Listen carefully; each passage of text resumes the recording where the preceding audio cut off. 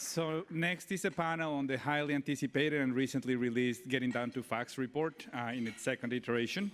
So for that, we will have two short presentations, and after that, the panel will start. So I want to welcome on the stage Susan Loeb, Director of the Annenberg Institute and Professor of Education in International and Public Affairs from Brown University. Please join me in welcoming her with a round of applause.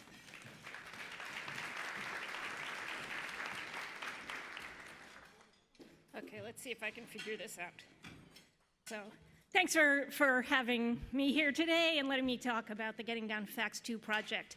So this has been an undertaking of about the last 2 years, and the idea of it was to provide a status report in some ways, a set of facts for us to work from together to describe where the California system is. I'm just going to take a little while to give you an overview there. As you'll see, it's a big group of studies. We have 36 technical reports from which we've made 19 research briefs and a summary paper. We had over 100 researchers from across the country work on this. But we're hoping that that big mass of research can be used in different ways, that we have some big points that we want, and then when you want to delve into the little points of it, the detailed research studies will be there for that. So it's kind of at different levels. And in doing this, we really tried to get the input of multiple stakeholders. So we did a public poll, and we did surveys of teachers and principals, and we did interviews with CBOs and superintendents at both the district and the county level, and we talked to policy leaders. So we really tried to get all of that in there, as well as using the administrative data that was available in the state, and data and research that had been done in other states and in California before, so we could kind of pull all this information together. We examined 4 different areas: student success, governance, personnel, and finance, with a real focus on the role of state policy in those areas. So what is the big picture finding? Well, the big picture is that California schools and students have really been moving in the right direction. Some of the recent reforms have had positive effects, but a great deal of need remains. The reforms that have been put into place, while they are promising and have created a strong infrastructure, as I'll talk about in a little bit more detail, there needs to be a whole bunch of capacity building in order to bring the promise of these reforms to fruition. And in addition, there have been areas, we heard about early childhood earlier today, where the system, we haven't invested at all and really need to look there. So the way that we've organized the main findings are into these 3 areas: building on current reforms, increasing funding and fixing some of the structural problems like pensions with the finance system, and then addressing achievement gaps. And so I just want to talk briefly about each of those. Okay, building on current reforms. So the major reforms over the past 10 years need some supports to put them into practice. We've seen positive things happening. So the reception, for example, for the local control finance formula is very positive among educators and among the public. The system, as you know, has rationalized the amount of funds that go to each district. It's provided more funds to districts with greater need, and it's provided more control over the resources at the local level. But this kind of decentralization and local control means that there's lots of different people making decisions out there, and some of them have the capacity to use the new freedom and the new funds well, and some of them could use further supports. And we haven't created the kind of system that reaches the places that need further supports. In the area of standards and assessment, it's actually kind of a similar story. The response across the board from stakeholders is very positive to the new standards, to the Common Core standards and the next generation science standards, and even to some of the supports received. So teachers feel like their professional development is higher quality and more aligned to the standards than it was in the past. Nonetheless, they're big holes that there's so much material out there that it needs to be curated. It's too much for individual teachers or schools to be able to make choices, and it's too easy but to go with what's there or what's advertised to you or something like that. So there are these additional supports that are needed there. And California's information system is a third example of this. So when you decentralize and you give so much power to the local areas, the idea is that this allows for continuous improvement. There's no silver bullet in education. We just need to keep getting better over time. But in getting better over time, we need to learn from what we've done, what's working, what isn't working, and it needs a robust information system. And California has allowed us now to track students over time, and so you can see learning, but it hasn't linked that to the services they receive, to early childhood, to see what the students have coming in, or to higher education so that we can see the results, so that we need a lot more there to make it useful for decision makers. The second is increasing funding and fixing systems.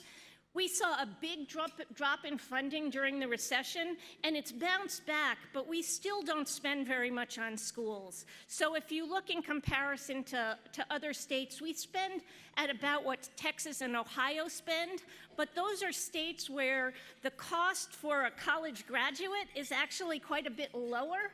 And as a result, as we were hearing right before, we have salaries that are in keeping with California's need, but we don't spend very much. So as a result, we have the fewest numbers of teachers and administrators and librarians and counselors, and we really don't have the resources in schools that we need.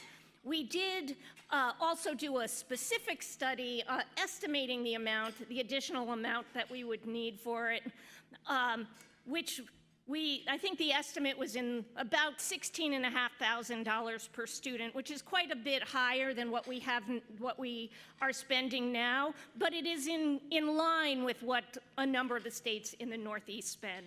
So we've made some progress there, and we've seen some positive effects of the additional money that's come in. We've estimated some positive effects there, but we're still not spending enough likely to allow us to reach the goals that we have.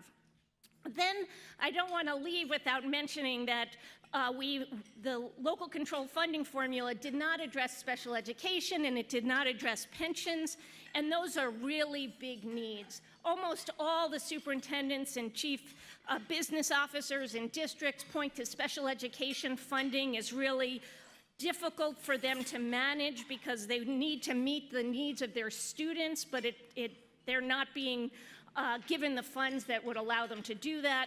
But pensions, we have not we haven't put into the system the amount that you would need to fund the pensions. And as a result, money that should be going to spending in the classroom today is going to the retirement of former teachers. And this amount is really quite huge, and it's not going down. And there are a number of ways of tackling it, but if we don't tackle it, it really will continue to draw in even bigger numbers from the districts. Okay, so the last is achievement gaps. We see in California large gaps by race, ethnicity, income, English language learner status, and I'm sure if we had other measures of need, we would see achievement gaps in those areas as well. While we have made progress, the progress has been slow. We have greater disparities than in other states. So if you look at people students in affluent districts around the country, the students in affluent districts in California perform at about the same as the nation as a whole. But the students in the lower income districts do not. They're really performing substantially worse. Part of these inequalities stem from inequalities in the K-12 system, and you're going to hear about those today. So differences in districts' ability to recruit teachers, or in the content that EL students have access to relative to other students. We have some inequalities in the K-12 system that are really pressing. Many of the gaps, however, are evident when students enter kindergarten. And that's what we've been talking about here today. California's been particularly slow at providing high-quality early childhood education, and we see that in the evident gaps when kids enter school. So I'm sure we'll have more discussion of this as well, but the system is very complex and disorganized. There aren't a lot of incentives in there for quality, and the level of spending is really quite low. So that's kind of a quick overview of these three different areas of building on current reforms, on low financing, low funding, and the need to fix some really pressing funding questions, and then the large achievement gaps and the need to focus there, both in the K-12 system and then on early ed. There are lots of people to thank for the project, but what I'm going to do now is to turn it over to Linda Darling-Hammond, who's going to give you a little bit more on equity issues in the educator workforce. Thank you. I want to acknowledge Susanna again. This brave and brilliant woman has done Getting Down to Facts twice. So you heard about the 30 studies and the 100 researchers and so on, and the first time around, which was about 10 years ago, the Getting Down to Facts set of studies really laid the groundwork for the local control funding formula and for much of what has happened since then. And so the progress that we have made was attributable to the fact that she had the, bravery or foolishness to get into this a decade ago, and I think this is going to be a really important resource for us going forward. And so I've been asked to say a little bit about the educator workforce. Of course, you know, at the level of the classroom, it's who that teacher is, what they know, what they're supported to do, that makes all the difference. How many of you have kids or grandkids going back to school? And I know that probably the first question that many of you said is, who's the teacher? And, you know, what kind of teacher is in that classroom? So this is a big issue for California. We have had worsening teacher shortages over the last several years, really starting in 2015. In 2016-17, there were 75% of districts saying that they were having shortages. The following year, there were 80% of districts reporting shortages, and both years saying that they were worse than the year before. And there have been three key factors that we really need to address if we're going to solve this problem. The first is that we've had a huge decline in teacher preparation enrollments, and thus new entrants into teaching. We have a new demand as the money started to come into the system from Prop 30 and from LCFF.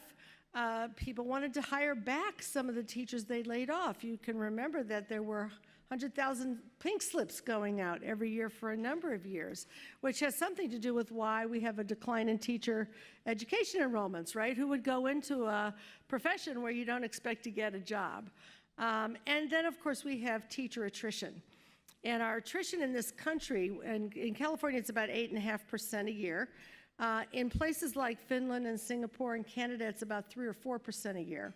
If we could just keep the teachers we have, there would probably be some specific shortages in content areas, but in general, our shortages would be solved.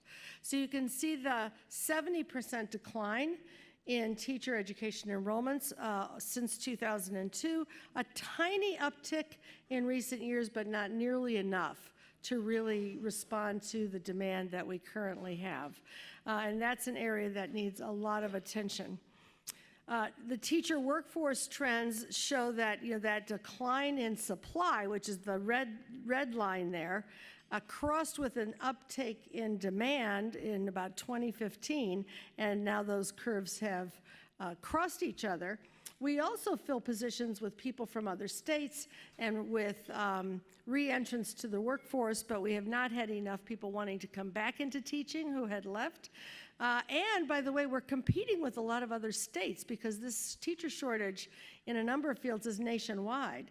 So if you've gone to any teacher recruitment fairs, you have seen the people from Nevada who are the worst poachers of our teachers. You know, they're trying to fill all those positions. Somebody from Nevada here? Or are you just saying that about them? Clark County is always trying to fill positions because they are growing so fast. But really, its states are really competing with each other. So we have to make the state the conditions of work attractive. The number of underprepared teachers is on a steep increase, and this is the equity issue that we have to call attention to. We've had a huge increase in the number of teachers coming in on emergency permits and waivers of various kinds, as well as teachers coming in through intern programs who we've tried to ensure are more adequately supported, but that doesn't always happen in every school district. And the biggest increase has been in the number of people coming in on these emergency permits and waivers where they're not in any program, they haven't met the content standards, they haven't met the teaching standards, and they're not in any kind of training program. And guess what? Those teachers are in certain fields. There's a 5-alarm fire in special education. 2 out of 3 entrants to special education is unprepared for teaching. It's getting worse every year. And the same thing is true in math and science, where the number of prepared teachers has been going down, the number of underprepared teachers has been going up. How do you teach new content standards in mathematics and in science if you have many people coming in without that preparation? So in math and science, half of the entering teachers are not prepared when they enter to teach the new standards, which they may have never heard about before they even get in the classroom. And as we have seen over and over again, the shortages are greater in schools that are higher minority schools, schools that are, have concentrations of students in poverty, particularly bad in rural schools, but as you saw, there are shortages in every kind of school. They disproportionately impact students of color and low-income students. There are 3 times as many uncertified teachers in schools serving students who are students of color, and twice as many in schools serving low-income students. So the inequities that we know about and that we've been talking about this morning get exacerbated as we have this kind of approach to staffing the schoolhouses. Turnover is also higher in those schools with higher needs, and turnover is extremely high for teachers who are not fully prepared. And the longest bar there is for world languages, 30+% of teachers leaving if they are not fully prepared, if they are not, quote, highly qualified, which means they're usually on emergency permits. But even in self-contained classrooms, which are a combination of special education classrooms and elementary classrooms, those individuals who are not fully prepared leave at a rate of almost 1 out of 3. And most of those are special education teachers. So we have this churn that has to be addressed. And African American teachers leave at higher rates, as do some other teachers of color. So this is a state which, of course, is now a, quote, majority minority state. We have a lot of people coming in to teaching who are teachers of color. That is my phone that is ringing, I am sorry to say. It always happens that way. And while we can recruit them, more than half of the teachers coming in California are teachers of color. That's something we should be proud of and glad about. Many states are really trying very hard to make those kinds of increases in recruitment. But if our attrition is higher, if we're not supporting those teachers when they come in, we can't reap the benefits of their entry into the profession. So the policy considerations that are in front of us are to build on recent investments. I want to say if you're in a school district, if you're on a board, if you are an administrator or a teacher in a district, $130 million has hit the streets for teacher residencies and local solution grants to address shortages of teachers in special education, math, science, bilingual education. There's actually a grant for early childhood educators as well. And I'm finding that not a lot of educators are aware that in the next few weeks, your district could be applying for resources to underwrite the preparation of teachers in residency programs and grow your own programs, as well as to create local solutions to teacher shortages. So make sure that your district is paying attention to that, and the information is on the CTC website, the California Teacher Credentialing Commission. So we need to figure out how to build these models so they're high quality, to create in the next wave Service scholarships and loan forgiveness programs, it's the #1 thing that districts and teacher educators say is needed. We should be able to say to people who will come in and teach in high-need fields and high-need locations that if you teach, we will pay for your education. Because the debt load that young people are carrying is one of the biggest things keeping people out of teaching. And then, of course, we need mentoring for those beginners, which is fraying in some districts. And we need principals who create supportive work environments, because teachers say that the most important thing that keeps them or causes them to leave a school is the quality of the support they get from the principal. And so I want to say a little bit about what the Getting Down to Facts studies found about the job of school leaders. First of all, it's a difficult job. As Susanna already said, we have very high ratios of students to every kind of adult, including we rank 49th or 50th in the number of principals that we have, and they have fewer people to rely on to help them do the job. And we have huge turnover. 1 out of 4 principals leave every year. 1 out of 5 superintendents leave every year. That is extraordinarily high, and we've got to stop that because achievement and progress are tied to continuity. The places you can call, in fact, we're just finishing a study of positive outlier districts where Black, white, and Latino students are outperforming expectations. And one of the threads they have in common is continuity of their leadership, as well as stability of the teaching force. And the most common or modal principal is a first-year principal. 20% of our principals are brand new. So what do they know? How are we supporting them is a huge issue. We know something about high-quality preparation and professional learning for leaders. There are several elements that have to do with the way they learn, the active learning, the cohorts or networks that they learn in, and so on. And we looked in a survey of California principals at how many had had that kind of comprehensive preparation with all those pieces. Only 5% had had a comprehensive preparation. 16% had had a basic preparation. 79% had minimal, had very few of these elements. The good news, however, is that recent completers are doing better. And the California Teacher Credentialing Commission did put in place new standards for teachers and leaders, new performance assessments for them, and integrated into the expectations, knowing about how to educate the whole child, how to educate English learners, how to enact the Common Core standards, how to put in place social and emotional as well as academic learning supports. And the newer principals coming in at rates of about 2 to 1 are saying that they feel much better prepared for these things. So that's a sign that we can tackle these problems, but 9 out of 10 California principals want more professional development in all of the areas I just listed, and that should be on our agenda for the future.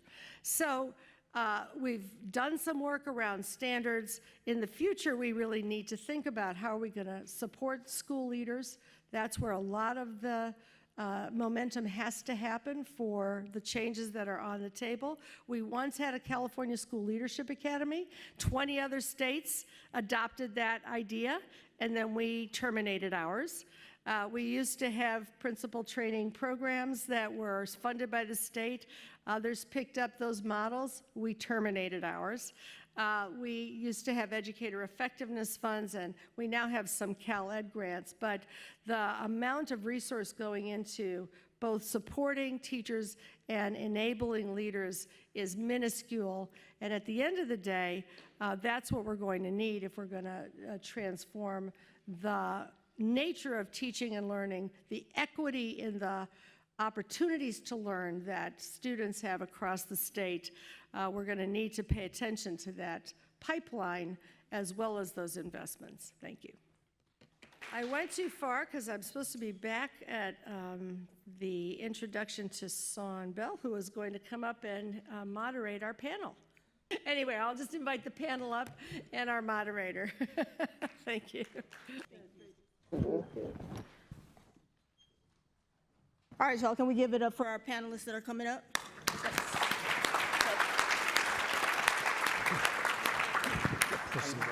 All right, I want to just thank Susanna and Linda for grounding us in an overview of the Getting Down to Facts 2 report and just equity challenges we continue to face within our education system. So it's my pleasure to have this amazing group of folks up here. I know we just had lunch, so I would just like folks to just stand up really quickly and just do a quick stretch. Do we get to do that too?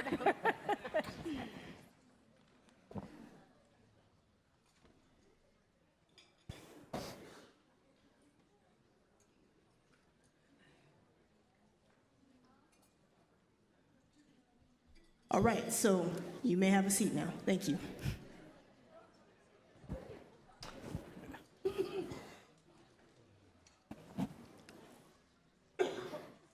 So I'm not going to give so much context because I think Susanna and Linda did a really great job. But one thing I want to say is that this report comes at a very pivotal time, right? 11 years ago, when this report, the first Getting Down to Facts report came out, there was a lot of momentum that led to a lot of the sweeping policy changes that we see today, many of which could not have happened without all the hard work that we've collectively done together to get to this point. And so what we're going to do for the next 40 minutes, we're going to have our panelists introduce themselves and really talk about just the work that they're doing and the unique perspectives that they bring to the Getting Down to Facts report.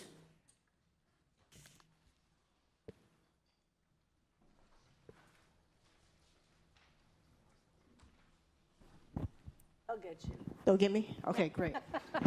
Okay, so we'll just start with you, Heather. You just want to quickly introduce yourself, just the work that you do, and then I'm gonna ask some questions, and then we'll open up for a Q&A. Sounds great. Hello, everybody. I'm Heather Huff. I'm the Executive Director of Policy Analysis for California Education, or PACE. And I was the author of 2 of the reports in Getting Down to Facts, really looking at continuous improvement, this idea that our systems need to be constructed and staffed to learn, and what that means. Hi, folks. John A Feld from Public Advocates, where I'm one of the managing attorneys, and I direct our education program. We work on many levels, policy advocacy at the state, local implementation at district level. We work with county offices as well. And we work to make sure that our policy advocacy is informed and fused by in partnership with community organizations. And when we have to, we get involved in litigation sometimes. Some of you may remember the Williams case. I was one of the lead counsel on that. I was also one of the I was a lead counsel on the Campaign for Quality Education case versus California, which was our last school funding adequacy case, our most recent, and was done in partnership with CSBA, AXA, and a parallel Robles-Wong adequacy case. Hi, everyone. I'm Jesse Levin. I'm a principal research economist with the American Institutes for Research. For the last 16 years, I've been doing this type of work, mostly in education finance, some educational effectiveness. I had the pleasure of actually being co-author on a few of the first Getting Down to Facts studies, including the first adequacy study, which we've just redone, and I'll be talking with you a little bit about that later today. I'm Chris Edley. I'm a professor at UC Berkeley Law School, and I'm co-founder and president of the Opportunity Institute, which works on upward mobility issues and racial justice primarily through an education equity lens. All right, thank you. So again, my name is Sa'an Bell. I am at Californians for Justice, and we believe that young people, community, are key to transforming the schools that we want to see. And so just to open us up, I want to invite Chris to talk about how should we understand the Getting Down to Facts 2 findings within the framework of equity issues both statewide and nationally. I think that the evidence gathered in this package of research reports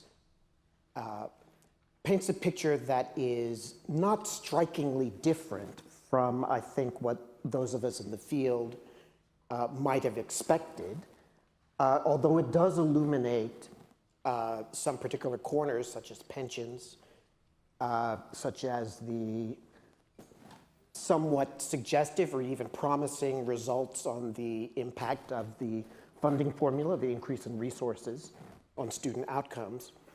But overall, we'd have to say that looking over the past 10 years, the basic picture of wide disparities in resources and in outcomes for students, that basic picture has not changed.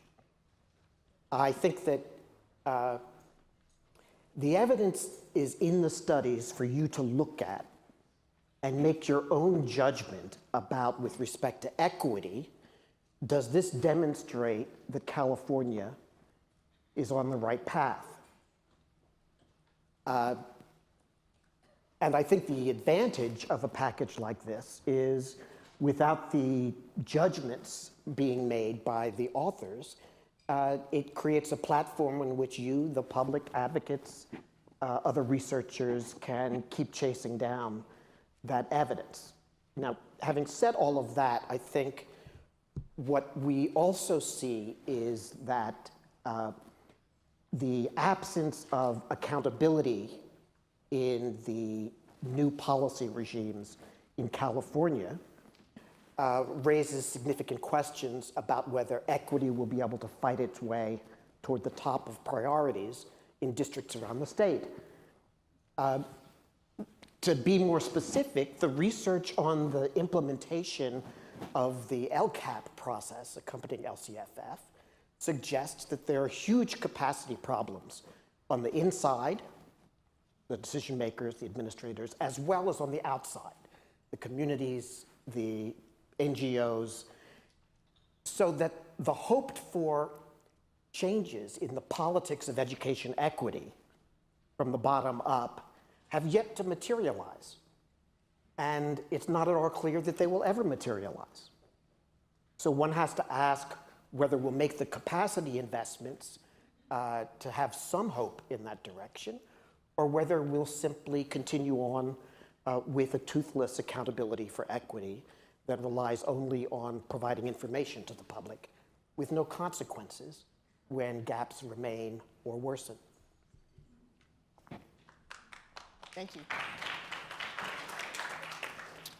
You know, speaking on the capacity investments, we know that funding is very, very important. We've been talking about funding quite a bit our first day. So, you know, this next question is for Jesse, right? We come a long way as a state with passing the local control funding formula, which is an equity formula, not necessarily the replacement to fund our schools. What do you think are the key issues for funding education in California? And then what are the goals of adequacy studies for getting down the facts? The 1 and 2 report. Sure. So thanks for the questions. So I think the key issue here is definitely one of is there enough funding to get us where we want to go? And that is what both studies, the adequacy study in the first round and in the second round of getting down to facts was. Now what does an adequacy study do? I've written before, there are sort of two fundamental questions that we want to answer with an adequacy, or sometimes you'll hear it as a costing out study. The first is, how much money do you need to provide an adequate, sufficient, use some other adjective there, all different constitutional clauses, and use their own, and they're always appropriately vague. So how much does it cost to provide that adequate education to all students, regardless of what their circumstances are? Okay, so this is not only geographic, where they go to school, but also what is the incidence of needs in the student body, the usual suspects, those that are of low-income families, those that are English learners, those that are special education. In addition, there are geographic factors that you want to take into account as well. Is it a rural area? Is it an urban area, or somewhere in between? And then, of course, we all know that there's a huge variation in how much it costs to attract and retain good staff in different locations. And you want to be able to control for that as well. Now that's the first question, how big must the pie be? The second question is really one of equity. How do you appropriately distribute those dollars so as to enable this opportunity to achieve at some standard, that opportunity is offered to every student? Now, I could go for days into what we did for this study, but I guess I'll just get down to the punchline here, that we really noted, it was very, very clear from the results that we need to spend more in this state. Now, how much more? Well, we said about 32% more, or $22.1 billion, that's with a B, billion dollars per annum. At first, you might have sticker shock and say, wow, that's an incredible amount of money and we can't do it. I would contest that it is not really a huge sum of money if we're comparing ourselves to other states that we commonly laud as providing a good education. So I'm talking about Massachusetts, New York, New Jersey, Connecticut, Vermont. To give you an idea, on a per pupil basis, we found that we would have to spend about $16,800 more per pupil on average in the state. Now that is 2% less than what Massachusetts is currently spending on their education system. And it really only goes up from there. When you get to New York, I think Wayne said it nicely, they spend roughly twice as much as we currently do. So the gap there was really about 28%. This is $16, $17. So I think the number one issue that we have to hit here is to try to prompt some political will and have that important discussion of how are we going to increase funding for education. It's that simple. All right.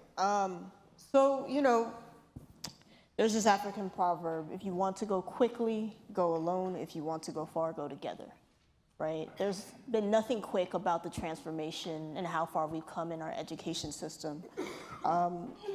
And we haven't been able to do it without all of us working and leading together. So this next question is for John. Specifically, like, how did communities and advocates democratize the getting to down one findings, and how did we build on them to influence the local control funding formula? Yeah, so the first time around, getting down to facts 1, and it's the same question that is now in front of us. How do we turn this policy information and recommendations into action and real policy, right? And as Linda said, there's no question that the Getting Down to Facts did have some major influences on LCFF, and so there were many stakeholders involved. I want to spend a few minutes reviewing some of the history that really is little known about the role of community in that process. With Getting Down to Facts 1, a number of community groups, Californians for Justice, PICO California statewide, what was then California Acorn, a group that has largely morphed into ACE now, and public advocates, together with UCLA IDEA, surveyed 6,000 members of the community, which was both an education process about letting them know the information that had come out through Getting Down to Facts 1, and also was a process of eliciting their input into what did they think about that, what are the next steps to go forward. So it was part of work that had already been going on, but really gave a lot of momentum and boost to building an informed base around school funding in particular, but also teacher quality and some of the other issues that were touched on.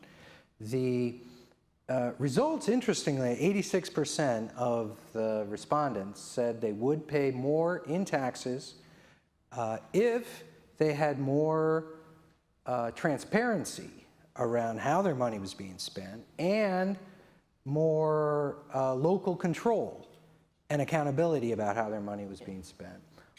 All of which were things that presaged LCFF, right? And this was pre-Governor Brown. They also, a large majority supported more equitable spending on high-need students. And so then you come to 2012, 12, Jerry Brown puts out weighted student funding formula. That was what it was initially called, first go around. And you already had an informed base of people that had been informed by really good research and very good community organizing and work over the years. So we immediately were able to play an important role in negotiations with the governor and the administration on the shape of LCFF. It wouldn't have happened without Governor Brown and many other stakeholders, but I do think that LCFF could have been killed if the civil rights community and the community groups came out against it.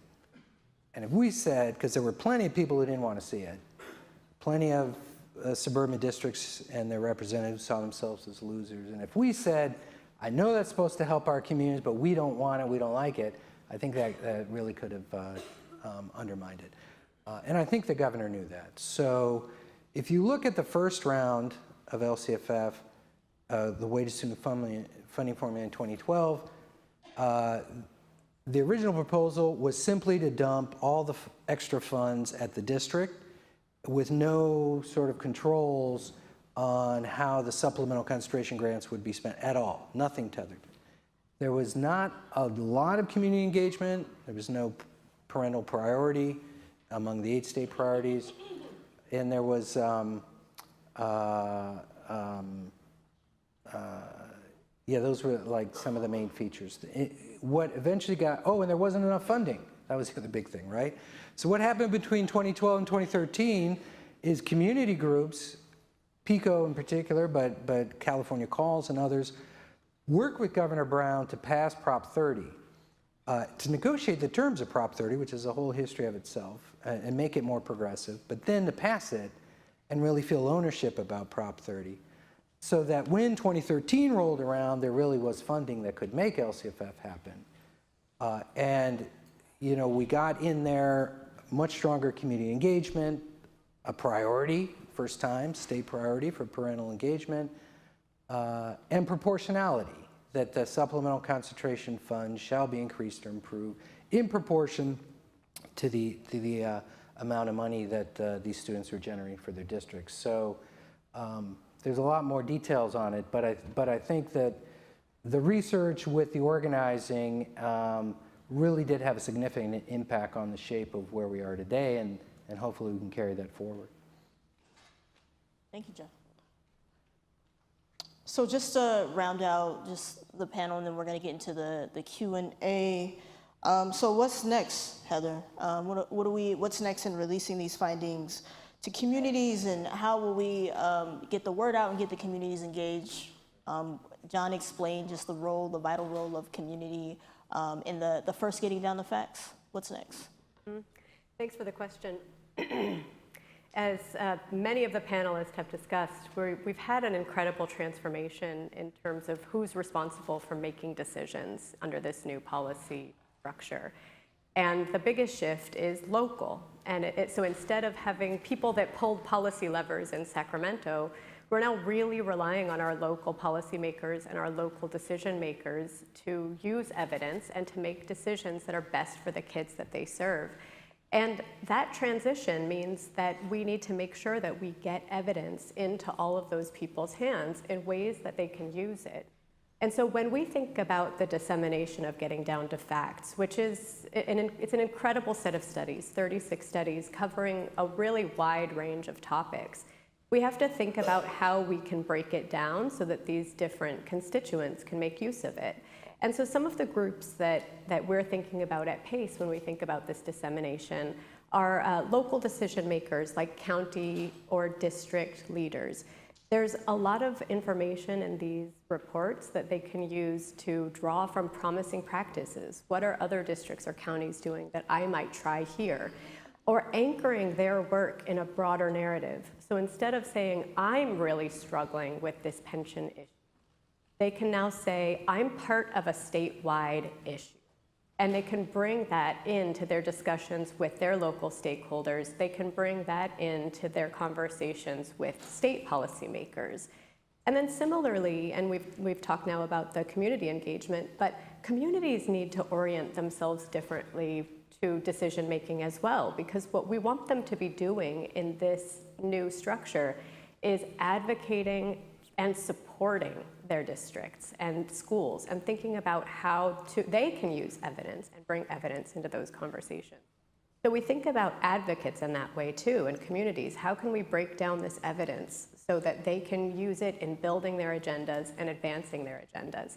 And then finally, we still have state policymakers who make very critical decisions about state policies, about resource allocation, and as we discussed earlier in the day, about strengthening our state institutions to better support all of these new policy changes. And so to address all of these constituents, we have a really robust dissemination plan that will roll out over the next 6 to 9 months that's both very broad and very targeted. So we'll be taking all of these studies on the road and connecting with state agencies, with local agencies, with membership organizations. What matters to you, and how can we help to arm your decisions with evidence? And on the broad side, we want to make sure that all of the public has some sense of this too. And so we're writing op-eds, we're doing podcasts, we're making sure that we can get this out as wide as we can, but then also so that many people have a very detailed sense about how they can make use of the evidence that's in these. Can I just add something in that in terms of the next steps? I think I think a few of us have been talking also about the need to go back sooner rather than later and commission another set of studies that focus specifically on equity.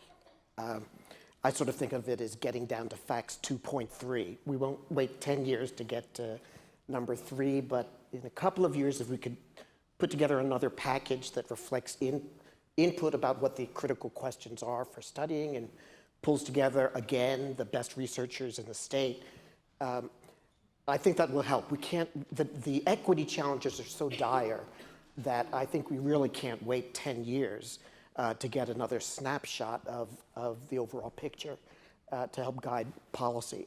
And since I stole the floor, let me add one more thing, and that's, I feel this need to vent. Just one more thing. Okay, now that's all right, I'll wait. No, go ahead. Now we really want to know what you're saying about. Just one more thing. Don't leave us hanging. No, I just need to vent some of my cynicism. I am definitely more of a political hack than anybody else on the stage, and I have to say that from my two different White House tours of duty and 5 presidential campaigns and all of that stuff, there are a couple of strategies that I think we're falling prey to. One is that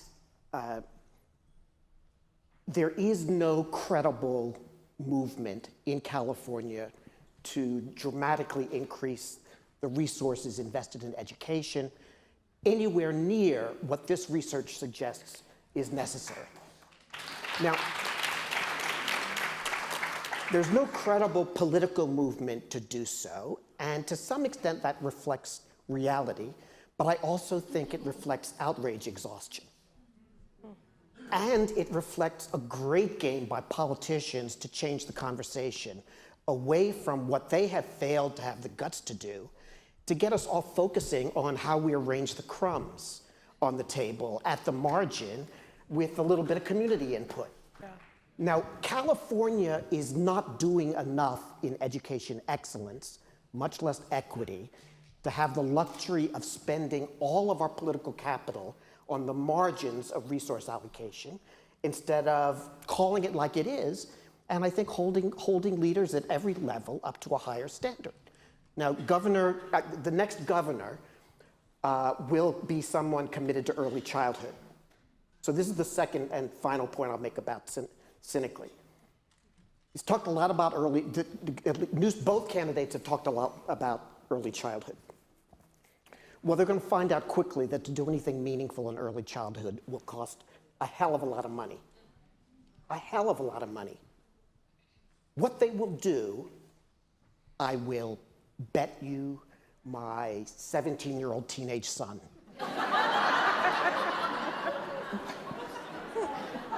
You realize this is being filmed. What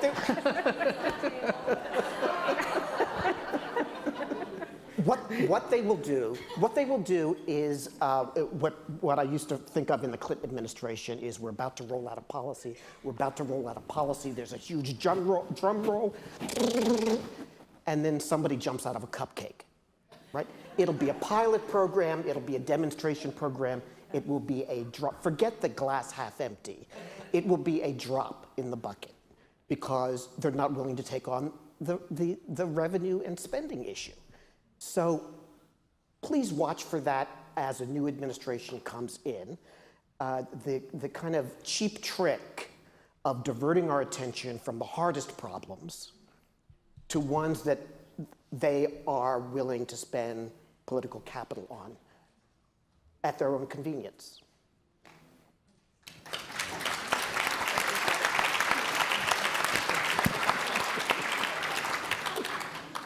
Thank you, Chris. I mean, on that note, right, we know that with the new governor coming in, right, that this report has so much possibility in leveraging and shaping what the next public education agenda looks like. So I just want to turn this question over to all of our panelists here. So feel free, whoever wants to answer.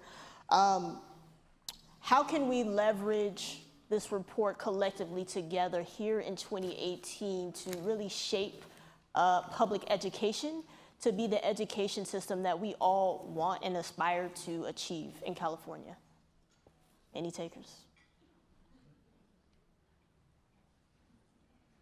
Why are you looking at me? Looked like Jesse was going to say something. Oh, good. Okay, so let me just say that I started off as a researcher. More recently, I became a father of two wonderful boys, currently in first and third grades. That's a tough transition, isn't it? It's a wonderful transition.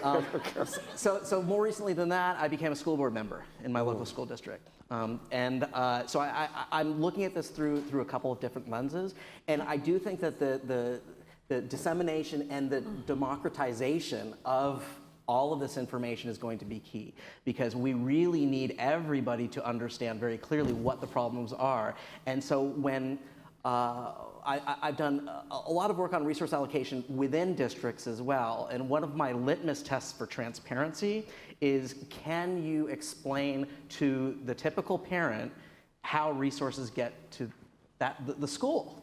That's where it really hits home. If we can do something that, create these litmus tests like that for all of the findings that came out of these 36 studies, the better off we're going to be. And get it into not only at that sort of ground floor level, but also levels, organizations such as, I mean, you're going to do a wonderful job, I'm sure, of kind of getting it out there to the policymakers. But that's my 2 cents, is we have to make things, the findings, which are powerful findings, simple enough that everybody can understand. And I think transparency is really key. I mean, if we can't make this transparent and put through that, what is the cost of not educating our students? There's a huge cost involved. We've seen it in the data. It's not only in terms of earnings, it's in terms of tax revenues, it's in terms of health outcomes, it's in terms of brushes with the penal system. And we have to make it known that and this will especially catch the ears of conservatives that say, well, we can't spend any of this money. We have to be fiscally responsible. Well, this is being fiscally responsible because the return on your investment is so high. So I'll gently step off of my soapbox now. I think that's a great point, and I think to Chris's image about jumping out of the cupcake, there's going to be a lot of pressure on the next administration to do something here and do something there, and so you could get a lot of cupcakes, like a little. There's a $200, $200 million investment over here and there. I think we have to keep the big picture in mind. I mean, one of the wonderful findings of the report is that California students do as well as other students throughout K-12, that is, they're on the same slope of learning, but come in further behind. And so the pre-K piece of it is a big part of the equity agenda. We know a lot about, kids' brains developing and all of the necessary pieces there. Another big lever, as I've argued, is investing in teachers and school leaders, because every other reform that you try to do is going to fall short if you don't have people, who know how to do it. But the other big piece of this is that the prison system quadrupled between the 1980s and today, and actually ate up a lot of the money that was going to go to K-12 and higher education. It used to be 2% of the state budget. It grew to be about 11 to 12% of the state budget. It's been, a little bit of, pulling back, but we still have a long way to go to have an agenda which will reduce investments in prisons, including private prisons, and put them into education. And so that's bigger than a cupcake. And I think we need to focus on some of those things. I worked with the governor in Oregon for a period of time. As a medical doctor, he came in with an agenda, very clear agenda for how to reduce the size of the prison system and make investments in education. And I think we need to have some of that on the table as well.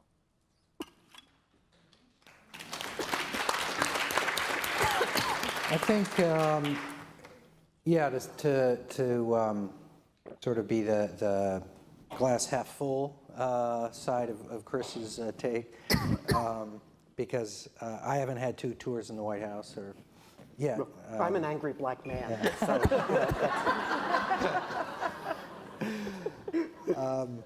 Well, I agree with what's been said about, and we need to democratize these findings. Frankly, I was impressed at how much more open and kind of blatant this round was about we need more money in the system and LCFF is not enough. Because that was always one of my biggest fears about LCFF.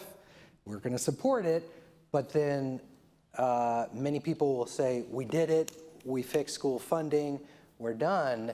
And so we've maintained the drumbeat, and I'm like, now it is a drumbeat. Everyone is saying LCFF is not enough.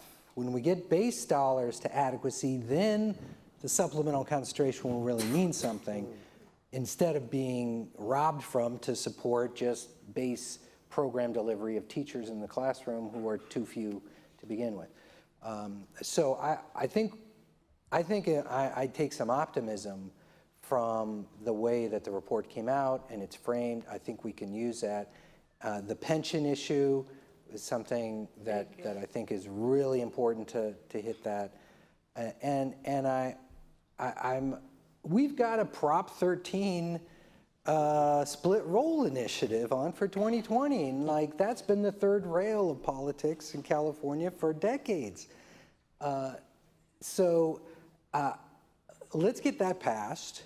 Let's build momentum with that, and then think about the next proposition beyond that to get us all the way there, or 2/3 of whatever it is. And if that's not going to happen, then we'll have to bring another lawsuit to establish clearly the constitutional right, which the Supreme Court ducked this time around, saying basically, and the message from the dissenting justices for taking the case up was, come back again after LCFF has had a few more years, and if that doesn't fix it, then we have to take it up next time around. So I think we have a couple different ways to get there, but I think we've got good momentum. Yeah, go ahead. Following up on that, I think some of it is just all of you out there doing this kind of stuff, because I think that part of it is coordination. Our hope is that this kind of facts and the way we've summarized them gets us so that we're speaking the same language, and when we speak the same language, we can kind of move things forward. It's not surprising, Chris, to me, that what we found is what many of you know. It's what you would expect to know, right? This is just bringing some evidence to it so that where there's disagreement, certainly there can be politics disagreement, but where there's disagreement on the facts, we can then say, well, let's look and see so that we can move forward.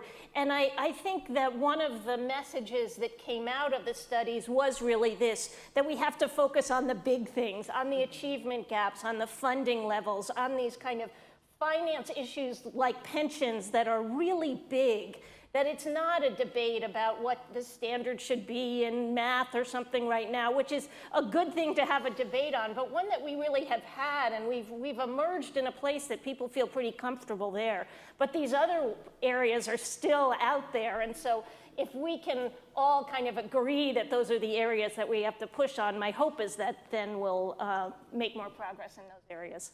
Well, and I think too that the set of studies, while it focuses us on these big things, it also provides a roadmap for what to focus on that's small. We need to build system capacity so that when we get the adequate funding, we have people in our schools and districts and state departments who can make the best use of those dollars.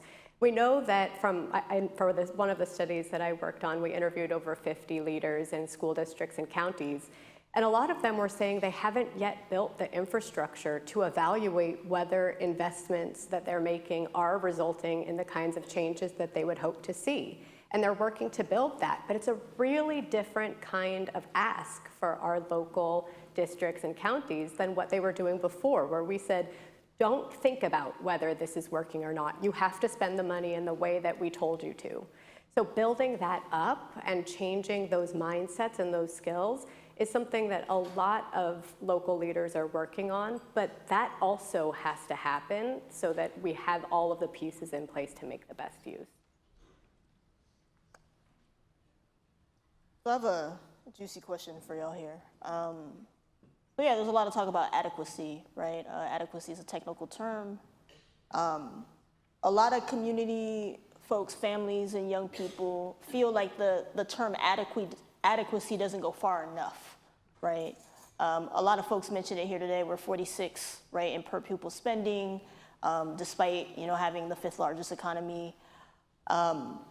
What are some other terms that can be used instead of adequacy? Or just what's your general take on adequacy, right, on that use of the term? But yeah, what's your, what are some other terms that can be used when connecting with parents and students? Yes. Did you want to start? Yeah, I don't have a problem with adequacy myself, substantively or politically, but I think what we are missing is a definition for affirmative equity that gets layered on top of it. And, but I also think that the research evidence now is clear that great stuff from teachers and from school design is necessary, but it's not sufficient in places where kids are coming to school having faced trauma and adversity and chronic stress.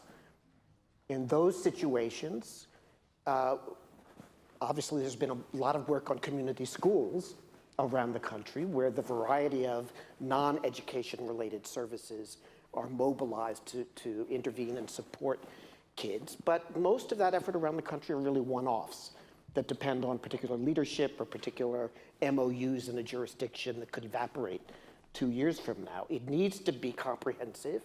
It needs to be a system. And most important in my mind, most of the resources need to come from outside of education. There are many more zeros in the health budget than there are in the school budget. Even the homeless services agencies have a role to play. And I think one of our challenges in my mind is to define a more capacious sense of equity. It's not just about closing academic barriers. It's also about fitting the resources to the needs of the whole child, because that is necessary if we're really going to move the needle significantly on equity issues. And I think part of the explanation for why we have felt largely stalled on that for a couple of decades is that we haven't been paying attention to the whole child. Well, and I think to the terminology question, I think that whole child vision of actualizing potential for the whole child responds to your question about is adequacy enough. That adequacy is the legal term that people like John have to argue about when they go into court, or Jesse when he's an expert witness. The court is not going to give us a ruling about actualizing the potential of the whole child, probably. They're going to give us a ruling on adequacy, but we can be thinking about this much more ambitiously in the way that Chris has described, and also take a comprehensive approach. Chris's organization and mine have worked together on looking at this community schools agenda, and in states like New York, there's a formula for community schools. Every single high poverty district gets an allocation of money routinely every year to invest in the whole child equity agenda. It's not something that you have to write a grant for, and then you might get it, and then you get it one year, and then you don't get it the next year, and you build a system, and then you have to dismantle it. It's actually part of the comprehensive approach to the way that they're thinking about building capacity for educating the whole child. So I think we have to think in those terms and not in the cupcake terms. I just want to do a shout out to one of the papers in the project, one of the research of the 36. So we had a philosopher go through our standards and think about it from an ethical perspective, just as kind of a base for the rest of it. And if you read some of those standards, he would send me parts of them. They really do call out things that we would want. It isn't a very narrow view of what we care about for students. So I think the term adequacy, it's like adequacy for this ambitious goals that we have. So it's much better than adequacy makes it sound. And so if you're interested in looking at Harry Brighouse's look at our standards, it's in there. So can I just add to that just for a Yeah. second? Oh. Go ahead. So let me just tell you, I mean, this is a really common misperception when we say we're costing out an adequate education. Immediately, the defense side of these cases will come in and say, oh, minimally adequate, that's what it should be, you know? And they come in with this sort of, the world needs ditch diggers too, you know? If somebody could get their GED, that's good enough. But the way we functionalize adequacy in our studies is we develop a goal statement. In the case of the study here, the goal statement was surrounding our fairly high standards in the state, and it wasn't just the academic standards, it was also the content standards. And there was a large list. So of course we said, listen, all of the schools must be in the green or the blue on the 5x5 matrix for all the subgroups and all the subjects. But we also said you have to be able to offer all of these content standards as well. And you'll find if you dig into the regs that the standards are much more in depth than you might think. In our study in New Mexico, we actually did 26 town hall meetings, right? And we put together our goal statement based on that state's standards, which included a lot of cultural competency and all sorts of things, you know. I was really surprised. It made our lives pretty easy, but we also did these town hall meetings where we brought together individuals. We had little clickers, and we did some real-time voting, and we had them do scores of not only academic dimensions of academic achievement, but also personal qualities. So these sort of non-cognitive dimensions. And what we found is that there was really, you know, it's not just all about academics. It's also about things like we want our students to graduate with some sense of civic responsibility, right? And ready to go out into the workforce and take things on. And so we put all of that into the goal statement. So when we're doing this, we put together these comprehensive goal statements that try to put everything in there. And it's not just minimally adequate, like getting a GED or something like that. And I think it's really, really important to do. And it's also not just one-dimensional in terms of just achievement on standardized test scores. Thank you. Okay, so we're gonna be rounding out our conversation, but just to recap, just a quick overview. So 3 or 4 things we should do. We should be that has come out of the Getting Down to Facts report too.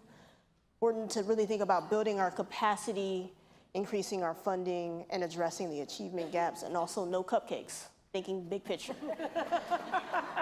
Yeah, don't be fooled. So for this closing question, a bad everyone, diet. all panelists, please, everyone's going to answer. What do we hope Getting Down to Facts 2 means for schools, children, and families, and where do we go from here?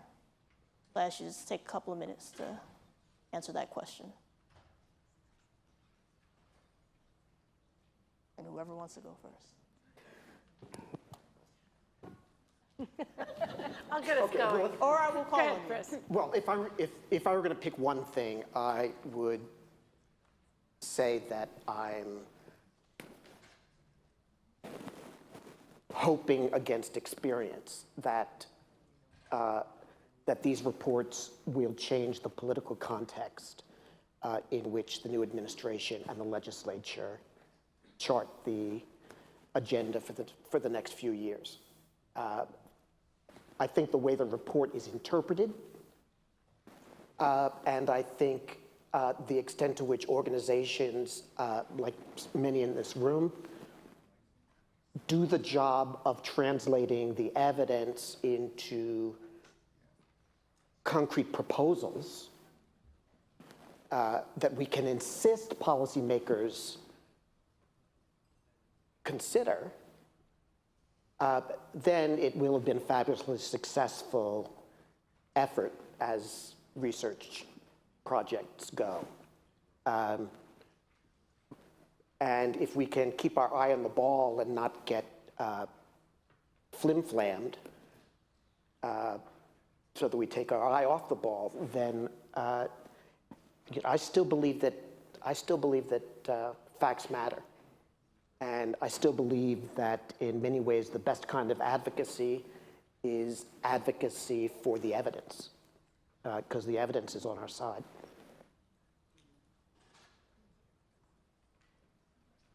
So my hope is that we've got a huge opportunity here, right? The timing's just right. And it's my hope that we really use this as an opportunity to start an honest discussion. We know where we have to go. We know the things that we have to do. Well, we know the areas that we have to work on. There are several directions we can take each one of these to find a solution. But what I don't want to see, a second best case scenario would be this going to litigation. Right? I don't want to see that. I want to see our state take this seriously and work on it and be really proactive about it, the way that I've seen some other states do that, right? Of course, in some cases, it ends up in litigation anyway. I'm just saying, if you want jobs for ditch diggers, you should also have jobs for lawyers. I think the lawyers are doing pretty good. But you know, I'm just hoping that we can get policymakers on board to really have a discussion and not be crawling around the crumbs around the edges. I love that.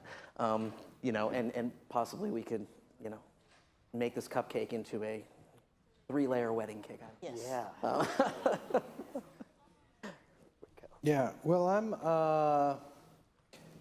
I mean, if you just step back, California has made some really impressive changes in the last, 5 to 8 years. We have the most progressive statewide school funding system in the country, probably. Some other states do it better for some parts of their districts or states, but we did it for the whole state. We have, I think, some of the most ambitious, albeit imperfectly executed, goals for including community in the conversation locally about how they're spending those dollars at the school site. And we're not arguing about the content standards. People are on board that, you know, we want higher order thinking. We want our kids to be prepared, college ready. And now we have a really good roadmap that's come out of 36 studies funded by the nation's top experts that tell us the things we already knew, or many of us already knew, but you know, have this momentum behind it. We need better funding. We need to fix our teacher quality problems. We need better data systems. And we need to increase the capacity around engagement to make our ambitions happen, both internally and externally. So we have our roadmap. And I think what I'd like to see is us to use these studies to build on that momentum to deliver in each of those areas.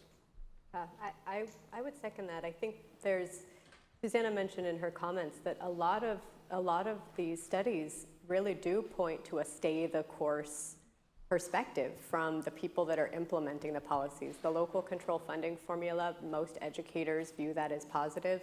I think sometimes in conversations around the state, you hear pockets of, this isn't working, let's just go back to what we had before. And I think that we know that we have big things that need to be addressed, but what we need to focus on is what in all that we've changed is working. Let's keep those pieces and use this roadmap to help us target the things that aren't.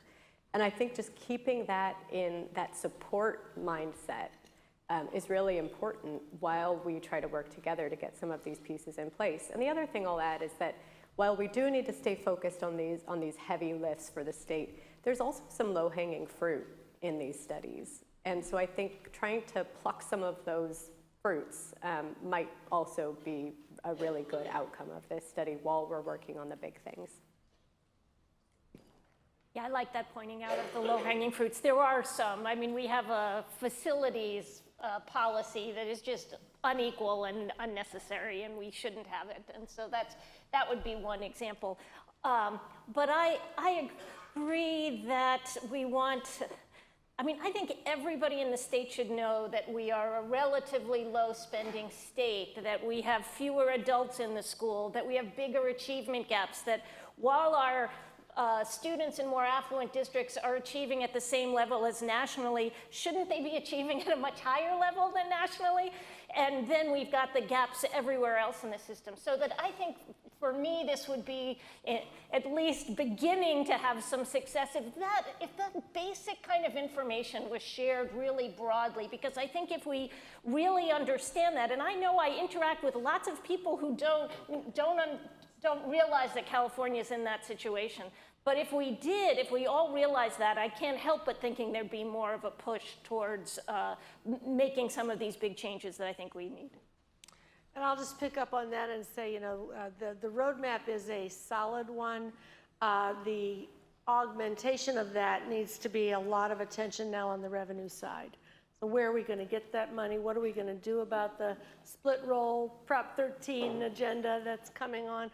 What else are we going to do around revenues? How are we going to educate rather than incarcerate in this state? How are we going to redirect the way we're spending some things and really find revenue solutions to implement it? So we don't have to spend as much time as we might otherwise have to do figuring out what's needed to be done.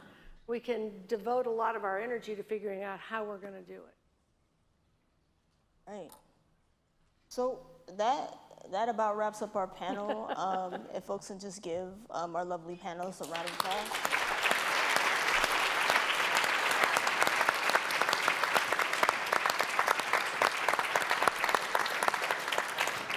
And as we, get into the next part of our day, I want us to just really think about the importance of community voices, the importance of young people, the importance of parents, right, being centered in the transformation of our education system and what it really means for us to lead together to really build that political will that Chris is talking about to get to the education system that we all deserve, that all of our families and children deserve. And together we can do that. And I believe this is Camille. Yes. Please join me in thanking the panel again for a great discussion. Thank you.